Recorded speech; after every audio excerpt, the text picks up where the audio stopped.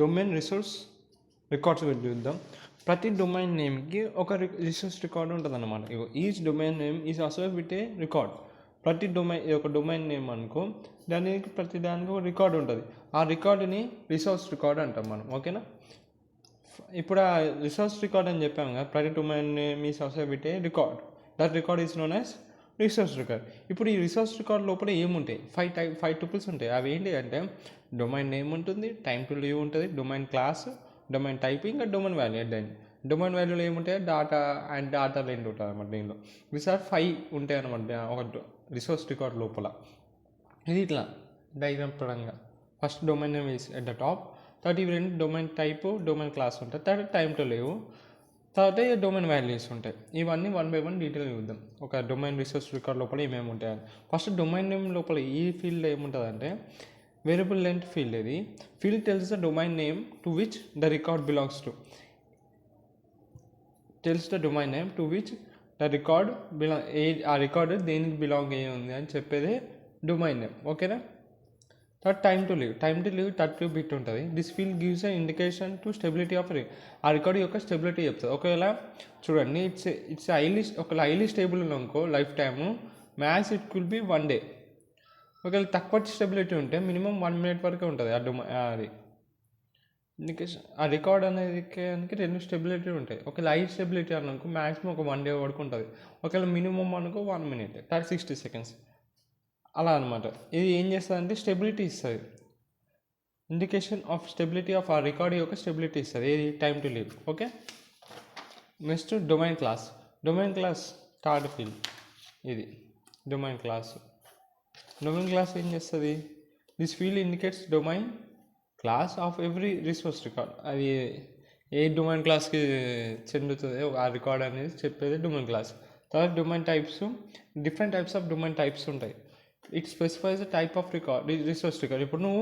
ఇప్పుడు domain name ఉంది, దానికంటూ అసలు ఇప్పుడు ఏం మాట్లాడుకున్నాం మనం?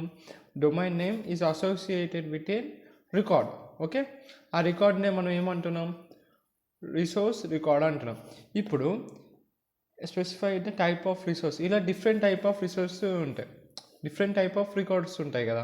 సో ఇప్పుడు ఈ డొమైన్ టైప్స్ ఏం చేస్తాయి అంటే నువ్వు ఏ టైప్ ఆఫ్ రిసోర్స్ రికార్డ్ వాడుతున్నావు చెప్పేది డొమైన్ టైప్స్. ఓకేనా? ఇప్పుడు అలా ఏవే డిఫరెంట్ టైప్స్ ఆఫ్ రిసోర్స్ రికార్డ్సెస్ ఉంటాయో మన దగ్గర అవైలబుల్ ఉంటాయో ఆ డిఫరెంట్ టైప్స్ ఆఫ్ రిసోర్స్ రికార్డ్సెస్ మనం చూద్దాం. ఫస్ట్ SOA ఉంటుంది, అంటే స్టార్ట్ ఆఫ్ అథారిటీ. ఇదేంటిది? Record starts with SOA. First resource record. ఇది ఒక ఫస్ట్ రిసోర్స్ క్రియేటెడ్. ఇదే మనకి ఫస్ట్ క్రియేట్ అయ్యేది సరేనా. ఇట్ హ్యాస్ ద దీని లోపల ఏమేమి ఉంటాయి మనకి? సోర్స్ గురించి ఇన్ఫర్మేషన్ ఉంటుంది, contact email, serial number, refresh, try and expire date, time. దాంతోపాటు మినిమల్ TTL అంటే టైం టు లీవ్, అంటే మినిమం TTL టైం. ఈ ఇన్ఫర్మేషన్ అంటే ఎవరి దగ్గర ఉంటుంది? SOA రిసోర్స్ రికార్డ్ టైప్ దగ్గర ఉంటుంది. తర్వాత AAA 4As. 1A దేనికి వాడతారు అంటే IPv4కి వాడతారు. 4As ఉన్నాకో IPv6 వాడతారు. ఇది ఎందుకు పనికి వస్తుంది అంటే ఇది ఒక 32-bit కమ్యూనిటీ ఆర్ 128-bit అన్నాడు పని. ఓకేనా? 128 ఆర్ 32-bit కమ్యూనిటీ. ఎందుకంటే IPv4 దీనికి 32కి, IPv6కి 128. ఓకే, అందుకే 32-bit community are 128-bit community. అందుకే పేరు ఏం రాసినాయి? A ఆర్ 4As అట్లా రాసేది. సో ఇది ఏం చేస్తుంది అంటే ఇది అడ్రస్, దాని పేరులోనే ఉంది అడ్రస్ రికార్డ్ అంట. ఈ అడ్రస్ రికార్డ్ ఏం చేస్తుంది? మోస్ట్ ఇంపార్టెంట్ రికార్డ్ ఇది. ఎందుకంటే ఇప్పుడు ఒక డొమైన్ నేమ్కి ఏం చేయాలా? IP అడ్రస్ని కనెక్ట్ చేయాలి. అది చూసుకునేది ఇది. ఓకే, ప్రతి డొమైన్ నేమ్ని IP అడ్రస్తోని కనెక్ట్ చేస్తుంది. ఇది ఎవడు? ఈ A record. For IP address 2 రకాలు ఉంటాయి, ఒకటి IPv4, ఒకటి IPv6. ఒకవేళ అది ఏం చేస్తుంది? It's connects domain name with IPv4 address. ఇక్కడ 4As రికార్డ్స్ ఉన్నాం, ఈ 4A అలాంటి డిఫరెంట్ టైప్స్ ఇది కనెక్ట్స్ ఫర్ IPv6 అలా అన్నమాట. అర్థమైందా? ఇది అడ్రస్ రికార్డు.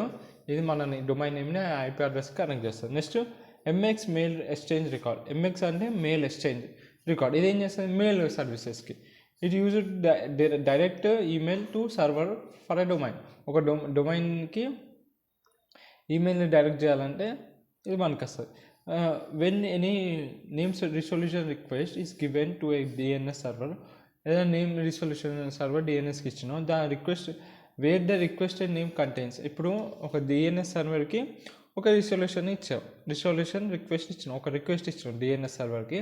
ఆ ఇచ్చిన రిక్వెస్ట్ ఇచ్చావు కదా, ఆ రిక్వెస్ట్ లోపల ఇప్పుడు @ ఉన్నానుకో, మనోజ్ కుమార్ 091 @gmail.com అంటాం. అట్లనే పశుకాలంపుని @gmail.com. ప్రతిదానికి ఏముంటుంది, @ ఉంటుంది మెయిల్కి.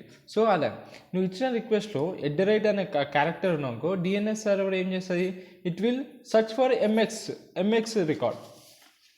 ఎందుకంటే ఎంఎస్ రికార్డే మనకి మెయిల్ సర్వీస్ చేయాలి. For the request name to resolve the mail servers IP address. అర్థమైందా?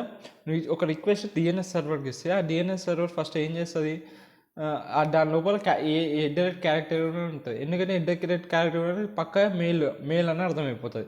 సో @ క్యారెక్టర్ ఉన్నాక ఆ డిఎన్ఎస్ సర్వర్ ఏం చేస్తా అంటే ఎంఎక్స్ రికార్డ్ కోసం సెర్చ్ చేసి ఆ for the requested name to resolve the mail service IP address, servers IP, దాని ఇప్పుడు వచ్చిన మెయిల్కి దానికి కావాల్సిన సర్వర్ ఐపీ అడ్రస్ని రిసాల్వ్ చేసి ఇచ్చేస్తుంది. ఇది అనమాట జరిగేది. తర్వాత ఎన్ఎస్ నేమ్ సర్వర్ రికార్డ్.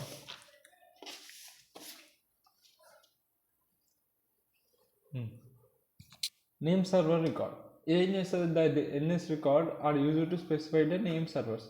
ఇప్పుడు డిఫరెంట్ లోపల సర్వర్స్ ఉంటాయి కదా, ప్రతి servers different types of servers ఉంటాయి. అది next concept. DNS name servers అని ఉంటుంది నెక్స్ట్ కాన్సెప్ట్. సో ప్రతి NS record are use to specify the,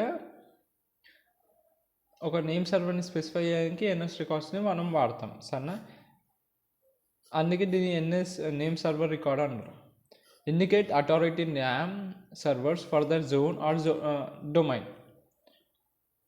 ఇది ఏమి ఇండికేట్ చేస్తుంది, నేమ్ సర్వర్స్ని ఇండికేట్ చేస్తుంది. It may be for a zone or it may be for a domain. ఓకేనా. Can be used to break the domain into subdomains. ఇప్పుడు subdomains ఉంటాయి.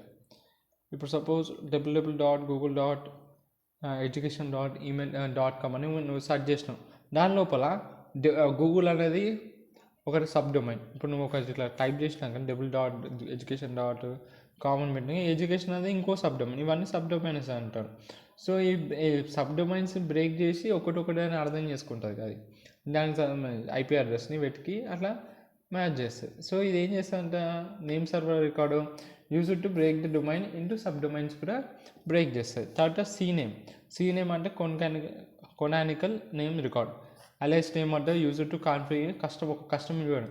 ఎందుకంటే రెండు రకాలు ఇక్కడ చూడండి, HTTP అనేది దీనిలో సెక్యూరిటీ ఉండదు. ఇప్పుడు ఒకవేళ నువ్వు HTTPS అని వాడినావు, ఎస్ అని వచ్చింది కాబట్టి ఇది ఇలా సెక్యూరిటీ ఉంటుంది.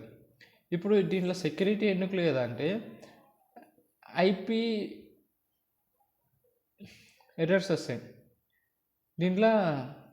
దీని నుంచి ఐపీ అడ్రస్ ఎర్రర్స్ వస్తాయి. ఎందుకంటే this alias names are not connected ఎందుకంటే ఇవన్నీ అలైస్, ఇది HTTP అనేది సరిగ్గా కనెక్ట్ చేయలేదు కాబట్టి అందుకే నీకు ఎర్రర్స్ వస్తున్నాయి. ఇప్పుడు HTTPS అనేది PS అనేది సెక్యూరిటీ అట్లా అనమాట. xyz.com to yxz.com. నీకు నచ్చిన కస్టమ్ URL సెట్ చేసుకోవచ్చు with the help of CNAME conical name record. నీకు నచ్చిన కస్టమ్ URL పెట్టుకోవచ్చు అలా అనమాట. PTR రికార్డ్ అంటే ఒక pointer. Also reverse the DNS రికార్డ్కి opposite domain name server record. DNS record అంటే ఓకేనా. రివర్స్ ఆఫ్ AAA 4A అంటే ఏంటది, ఇంతకుముందే చదువుకున్నాంగా మనం. మీరు చూడండి 4A AAA అదే AR 4As ఏం చేస్తుంది, డొమైన్ నేమ్ని ఐపీ అడ్రస్కి కనెక్ట్ చేస్తుంది. ఓకే. ఇప్పుడు దీనికి రివర్స్ ఏమైపోతుంది, ఐపీ అడ్రస్ని డొమైన్ నేమ్ కనెక్ట్ చేయాలి. దీన్ని ఏమంటారంటే PTR రికార్డ్ అంటారు, అంటే పాయింటర్ రికార్డ్. ఏం చేస్తుంది అంటే రివర్స్ ఆఫ్ AR/4S మనం మాట్లాడుకున్నాం కదా, దాని రికార్డ్స్ యొక్క అపోజిట్ ఏం చేస్తుంది, ఇది మ్యాప్స్ ద ఐపీ అడ్రస్ని డొమైన్ నేమ్కి మ్యాప్ చేస్తుంది. Okay. Used for the trouble షూటింగ్కి పనికి వస్తుంది ఇది పాయింటర్ రికార్డ్. తర్వాత TST రికార్డ్ అంటే text. This record contain unitrable ASCII text and allow domain to identify themselves in arbitrary. ఒక ఆర్బిటరీ వేలో డొమైన్స్ దాని అంటారు అది. ఒక ఇప్పుడు ఆ డొమైన్ దాని అంటారు ఐడెంటిఫై చేసుకోవాలంటే ఈ TST టెస్ట్ రికార్డ్ వాడితే దానికి అర్థమైపోతుంది. ఎందుకంటే దీని లోపల ASCII టెస్ట్ ఉంటుంది. ఓకే, ఇది నెక్స్ట్ లాస్ట్ వచ్చి డొమైన్ వాల్యూస్. ఇది టైప్ కాదు, వేరేది. ఇవన్నీ మనం మాట్లాడుకునే టైప్స్. ఇవన్నీ రిసోర్స్ రికార్డ్స్ యొక్క టైపు. లాస్ట్కి వచ్చి డొమైన్ వాల్యూ. రిసోర్స్ రికార్డ్ లోపల ఉండే ఒక component. The value field of domain can be numeric a domain name or ASCII string. So ఇది డొమైన్ వాల్యూ మేబీ న్యూమరిక్ అని ఉండొచ్చు, డొమైన్ నేమ్ అని ఉండొచ్చు, లేకపోతే ASCII స్ట్రింగ్. ASCII స్ట్రింగ్ తెలుసు కదా, ASCII వాల్యూ రూపంగా స్ట్రింగ్ కూడా ఉండొచ్చు డొమైన్ వాల్యూస్. ఇవన్నీ 5 triples in a resource record.